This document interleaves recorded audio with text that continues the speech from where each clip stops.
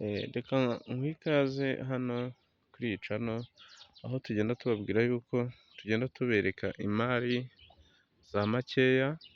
Aha hantu uri kubona ni ku muhanda duhagaze, murabona ko ari ahantu heza cyane, ni ahantu heza cyane, ni karitsiye nziza cyane, murabona ko iyi ari ipoto y'amashanyarazi.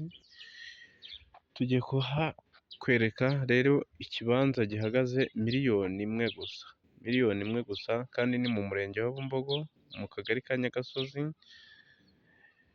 neza no hafi yo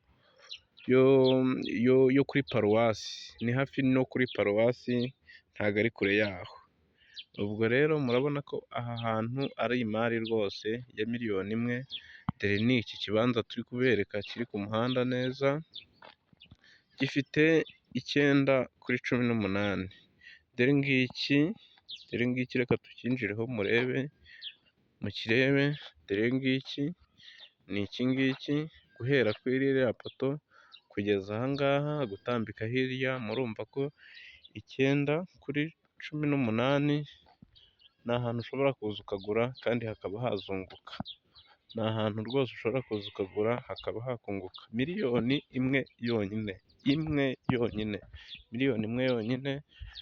Ubutaka buherereye hano mu mujyi wa Kigali, rero mu murenge wa Bumbogo. Kubona ahantu hameze gutya ha miliyoni imwe, murumva ko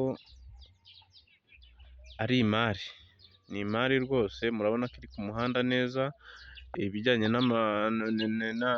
n'amajyambere byo muri kubibona.